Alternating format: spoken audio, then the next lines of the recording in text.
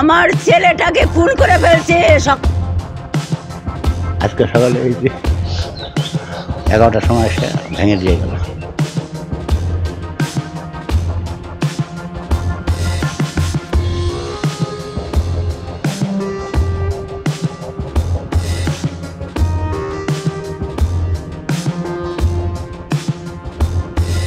শাস্তি চাই, ফাঁসি চাই।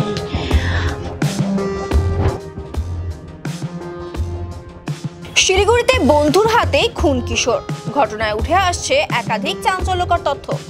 ইতিমধ্যে অভিযুক্ত বন্ধুকে গ্রেপ্তার করেছে আমবাড়ি ফাঁড়ির পুলিশ।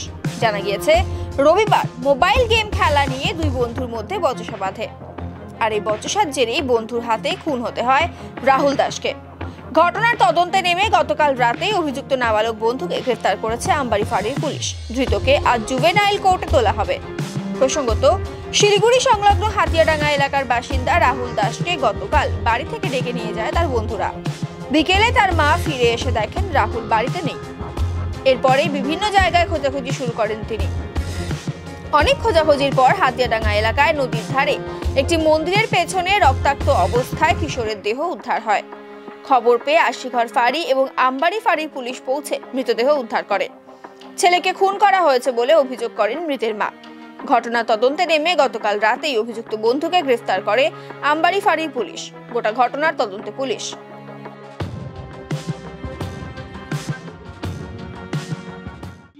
শাস্তি চাই, ফাঁসি চাই। আমার ছেলেটাকে খুন করে ফেলছে। সকাল 6টার সময় ডাইকে নিয়ে খুন করছে। এই 2 সপ্তাহ থেকে সকাল 6টার সময় ডাকে। 2-3টা বন্ধু হয়েছে, আমি চিনি না তাদের বন্ধুগুলোর, আমি চিনি না। ওই বন্ধুগুলাই ওকে খুন করছে। আমি 8টা 10-এ বেরোইছি। 8টা 10-এ বেরোনোর পরে আমার পিছনে আমার ছেলে বেরিয়ে গেছে। আমি দেখি নাই। ওর বাবা বললো গেছে যে ছেলে আর বাড়িতে আসে নাই। আমি 3টার সময় আমি ছেলে পাগলের মতো খুঁজে দিই, ফোন সুইচ অফ। তারপরে আমি ব্রিজের ওখানে দাঁড়িয়ে ঘুরে চলে আসছি। পরে আবার ওর 2-1টা বন্ধু আছে, বলে কি তুমি বাড়ি যাও, আমরা খুঁজে আনতেছি। ওমা ফরেস্ট খুঁজে আসে, পাই নাই। তখন 5টা বাজে, তখন কিনা আসছে। এখানে 4জন এসে কাঁদতেছে, বলে কি আমি রাহুল মরে গেছে দেখি রে। আমি দেখি গুটিটা আমি হাত থেকে ফেলে দিয়ে আমি দৌড়াতে যা দেখি এরকম বালি নিয়ে শক্ত এরকম হয়ে আছে। এরকম আমার ছেলে এরকম অনেক চেষ্টা করতে বাঁচার জন্য, আমার ছেলে বাঁচতে পারে না।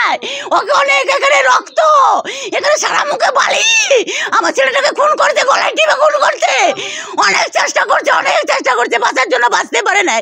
2 হাতে মাটি বালি আর এরকম করছে। আমার ছেলে বাঁচতে পারে নাই, আমার ছেলেটা বাঁচতে পারে নাই। আমার ছেলেটাকে খুন করে ফেলছে আমার ছেলেটাকে খুন করে ফেলছে।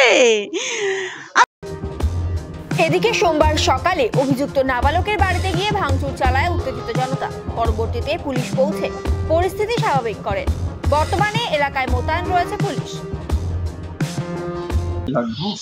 ব্যাপারটা হলো কি, তাহলে শোনেন, আস্তে আস্তে বলতে হবে।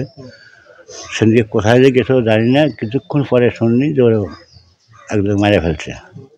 আমারও শুনে খুব খারাপ লাগলো।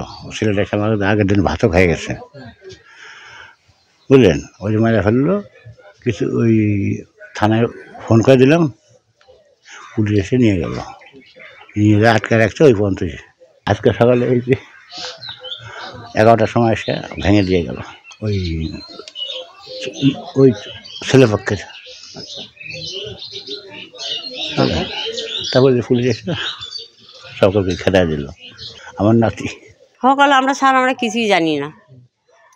ওই যে কি বলে, এখানে আসলো যে নাতি কালকে মার্ডার করছে। আর কী করছে না আমাকে বলেও নাই। যখন আসে পুলিশ ধরে নিয়ে চলে গেছে। এখন কয়টা ঘটনা, আমি গেছিলাম কাজের থেকে তো আসি বিকালে 4টে-5টায়। কিছুদিন কাজ করছে, কান্ট্রি সরকারের কাজ করে, ঘুরে বেড়ায়, নিশা ফিসা খায়। আজকে তো সব ভাঙে চলে গেল।